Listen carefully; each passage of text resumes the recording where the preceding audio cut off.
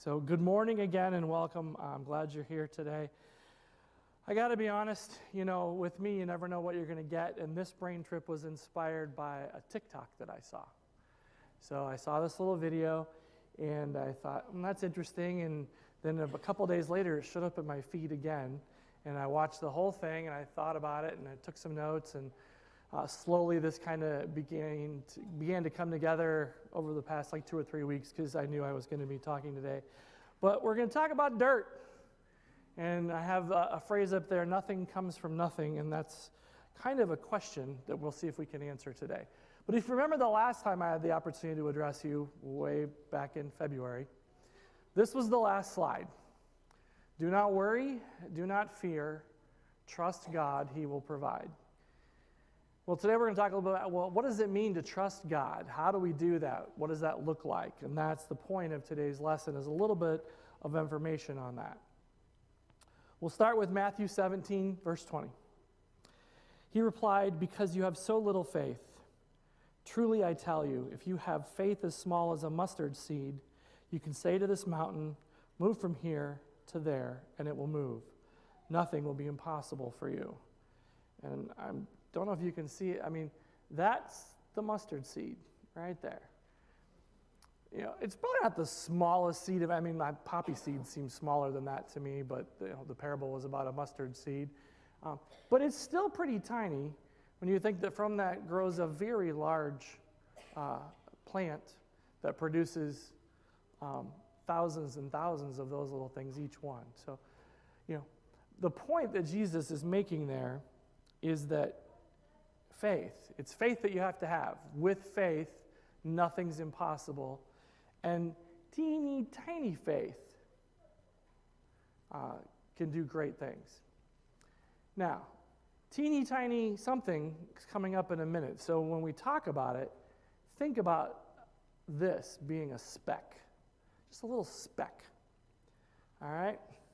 So there we go.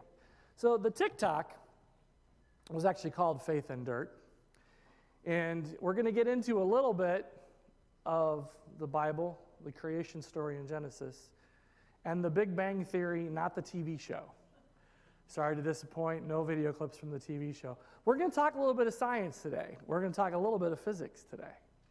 Okay? But don't worry, you don't have to know physics to get what I'm going to say, because I didn't take physics.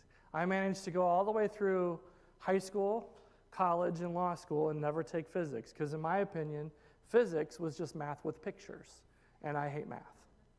So I didn't want to. So I took statistics. I took anything that I could that kept me away from physics.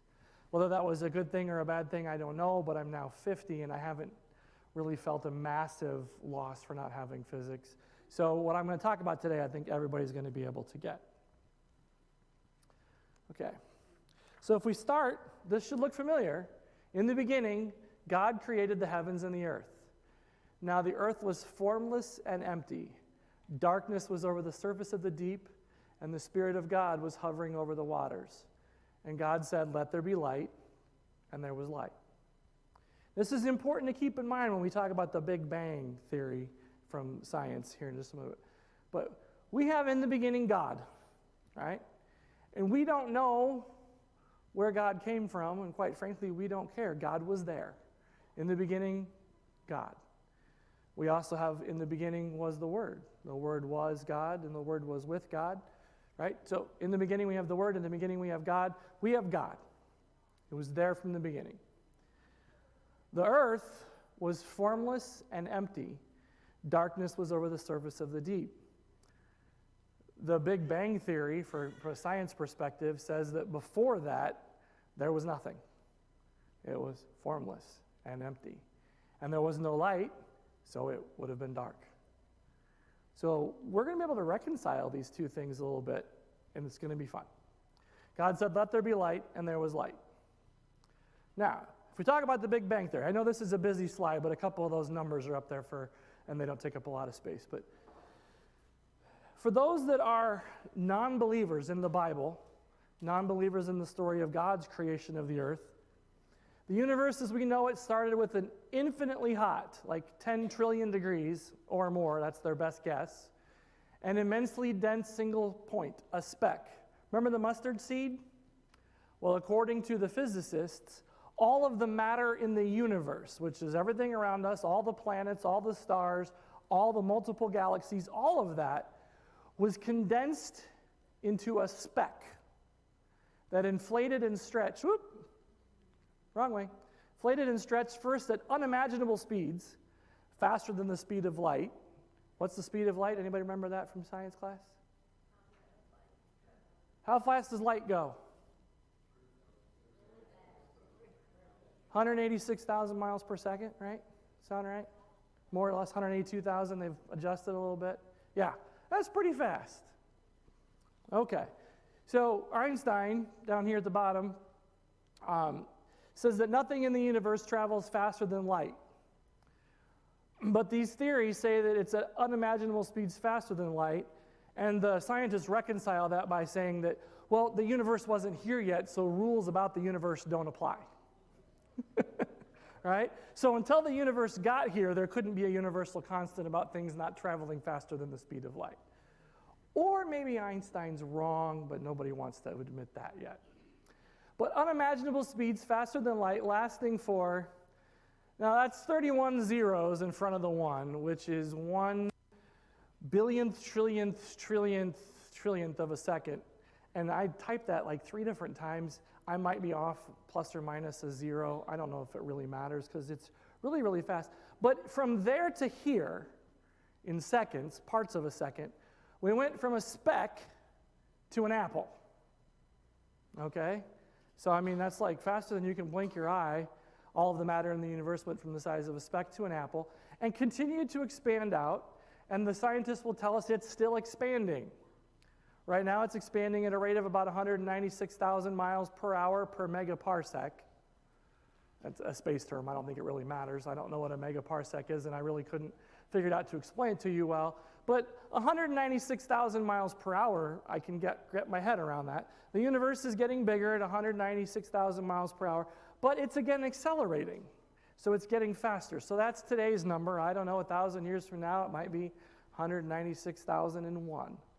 miles per hour. It's getting faster. Okay? But to give it some perspective, our galaxy, the Milky Way, spins at 490,000 miles per hour and takes 200 million years to make one rotation. 200 million years. Okay? These are a lot of, well, that's a really tiny number. These are really big numbers. But just think about this theory. The Big Bang Theory, which wasn't so much a bang, but it's an expansion. We went from a speck to an apple to what we have today over what they believe is 14.8 billion years. Okay? But in those portions of a second here, right, and they talk about in the first second of the existence of the universe. So if we take all the zeros out and get down here to just 1 second, all the stuff that makes up matter, photons, quarks, gluons, and other subatomic particles, and it doesn't matter what those words mean. I'm just saying that they're all the little pieces that we build things out of. They couldn't be seen because there was no light. Does anybody see a problem with that statement? Any science nuts in here? Any nerds? What is light? Yeah. Light is photons, but we couldn't see it because there was no light. The scientists admit that's a problem that they can't explain. But they think that maybe it's because you don't have enough of them to see. Like maybe you can't just see one photon. Maybe. All right? One of those things is called a quark. As far as we can tell, you can't cut anything smaller than a quark. Quarks come into existence and disappear. And that's what the scientists will tell you at the Big Bang, is that there's nothing, and then there's something, and then there's nothing, and then there's something, and then there's nothing, and then there's something. And out of every 200 million quarks, 2 of them meet up, they collide, they live together, and they become a proton. And hopefully you remember from science class, protons and neutrons and electrons make up atoms. Okay? Here's the really weird thing. If you break a quark, you get 2 new quarks. They can't explain why that is either, but if you cut a quark in half, if you blow one up, it just becomes 2. So that's why scientists believe that it's the basic building block of everything Fun word too, right? Quark. But they don't know where they came from, right? And then 380,000 years after the Big Bang, light emerged. Or on Genesis, day 1. Right?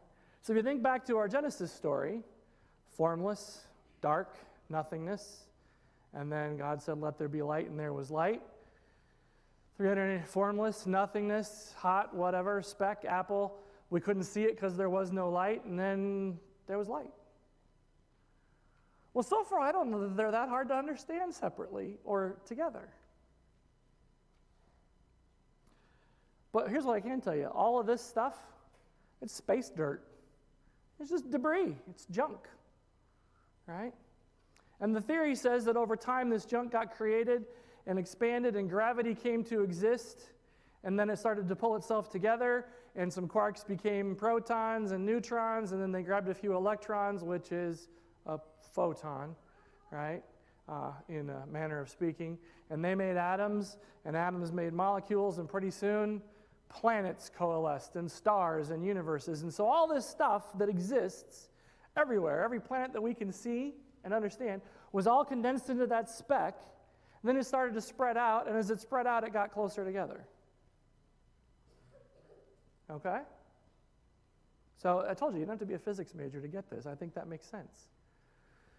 But they can't explain where the space dirt comes from. It just appears, because they can see energy fluctuations in the dark matter and the black holes and all this stuff where there's nothing, you know. And then you should see some of the things that I read about them trying to explain how a black hole, which is nothing, is actually something. Because if it wasn't something, we wouldn't be able to see it or understand it or talk about it. But it is nothing, and it is something at the same time. See, these scientists, they have a problem, and I would remind you, in the beginning, I said, it's the Big Bang theory. It's not Big Bang fact. They can prove pieces of it, but they have these ideas, and then they have to suspend the rules and the laws of nature as they understand them to explain more of it. So they say, okay, well, this is all the information we have, and if we throw out all these rules, then this can be true. Well, I think that's probably true of anything. If we throw out all the rules, we can make anything true or right or accurate. But it takes hundreds of millions of years for the planets to start forming under the Big Bang theory. It doesn't like it went, poof, there's the universe. Right? It's not like the popcorn that you do that blows up on the thing. It slowly expands over time, and it's still getting bigger. And the best part about it, if you read the Big Bang theory all the way to the end, is that sooner or later we're going to get so far apart, everything's going to get sucked into black holes and the universe will cease to exist. Right? So they can't tell us where the stuff came from in the speck. They don't know why it's there. And they're pretty sure that if we give another however many billions of years it'll take, it'll all disappear again. Okay? That's the Big Bang theory in a nutshell.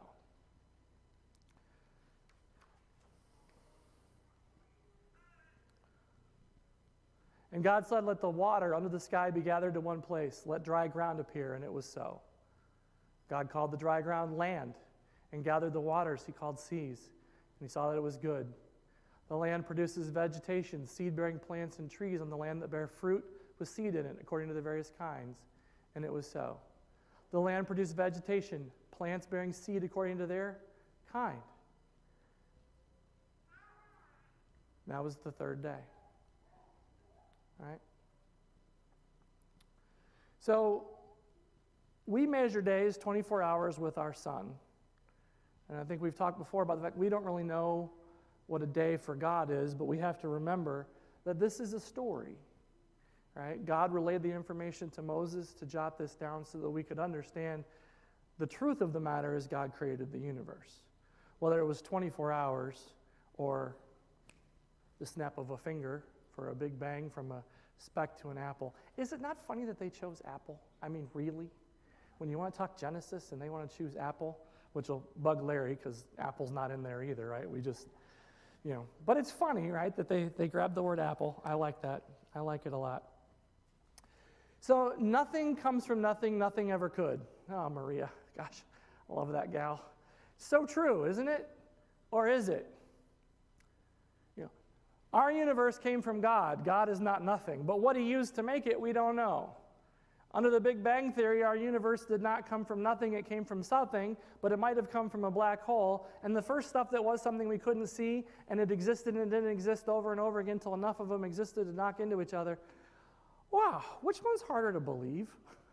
Which one's harder to have faith in? The randomness of this poof or God? I don't think nothing comes from nothing.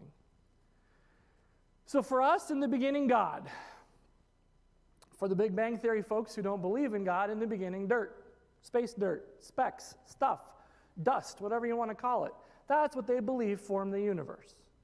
They believe that a bunch of junk just appeared out of nothingness and started to get together and get together and get together while still getting further apart as it expanded to create, it started spinning and creating gravity and coalesced into all of these planets, and then we can get into evolution and the randomness of the primordial soup and all that fun stuff, but we're not going there today. Okay? What I want to focus on is the dirt. It's not just the dirt, it's the seed. Remember the seed?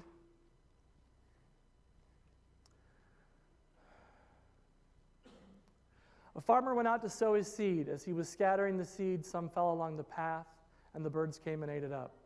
Some fell on rocky places where it did not have much soil. It sprang up quickly because the soil was shallow. But the sun came, the plants were scorched, they withered because they had no root. Other seed fell among the thorns, which grew up and choked the plants. And still other was in good soil, where it produced a crop, 160 or 30 times what was sown. Whoever has ears, let them hear. It's about the dirt, right? The seed is important, but if it doesn't have good dirt, it doesn't grow. Any farmers out there, is that right? Got to have good dirt? Marvin, you got to have good dirt to get the seed to grow? Yep. He's studying the slide, I can tell. He's taking notes. We are called to sow good seed, so sow it everywhere. Some of it's going to land where it needs to. Some of it's not going to land where it needs to. That's not our job. That's not our problem. Okay? We are called to trust God's dirt. Trust it everywhere. If you're a Big Bang theorist, do you believe in dirt? If you're a creationist, do you believe in dirt? And dirt's what it's about. Where will you sow the seed? Where will it take root? Where will it grow? If you meet some soil that has faith in dirt, right? That's okay. You now have a little bit of information to talk to them about it and maybe see which one's harder to believe or understand. Because neither one of them can tell you where it started. We don't know where God came from. They don't know where the stuff came from. Sow your seed with your faith, even if it's small. Maybe it's the size of the seed. Trust God's dirt to do the rest. Nothing comes from nothing, or maybe everything came from nothing. Right? We don't know what God had to start forming the universe with. And when I was little, I used to imagine that he had like Tinker Toys. And he's like, oh, that works. Like, well, that's a platypus. Looks weird, but okay, we'll send it out there. And, he just kept, or Legos or something. That's kind of how I imagined when I was really little, that he made the universe, just one little thing at a time, at his workbench. For the scientists, they agree everything came from something, because even though they want to say a black hole is nothing, it is something. And the absence of space is not nothing, it is something. Everything might come from nothing. These two might be the same thing. They might be. I'll admit I'm not a physicist. I've given some oversimplifications, but I did read a few articles and papers on it to put this message together. Certainly a complex field of study, but the ones that are worth their salt will tell you they don't know what they don't know. They can't explain everything, and sometimes they have to throw all their rules out the door just to make their theory work. Okay? We don't know what we don't know. We don't know where God came from. We just know he's there. We can't explain that either. So we both have some holes. That's okay.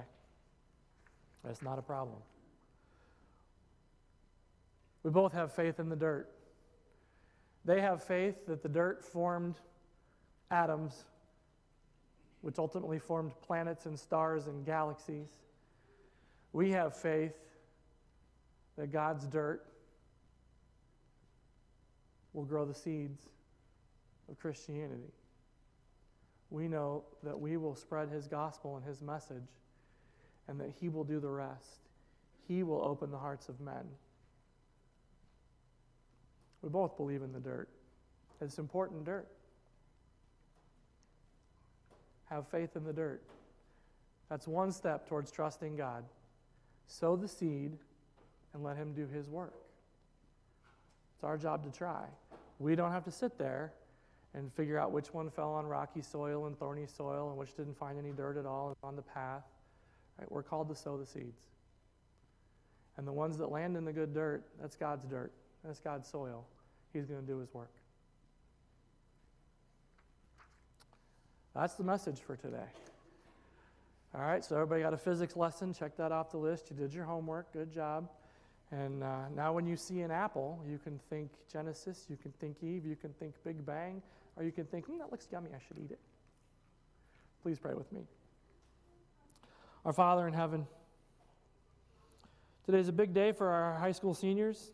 It's a big day for all of us because it's a day that you've given to each and every one of us as another opportunity to love you, to worship you, and to share the wonderful glory of your grace and peace and forgiveness with the world. Empower us, embolden us to do just that. As we prepare to go forth from here, be with us, be with those who are missing. Keep everyone safe and in your loving arms until we gather again. In the name of your Son, Jesus, we pray.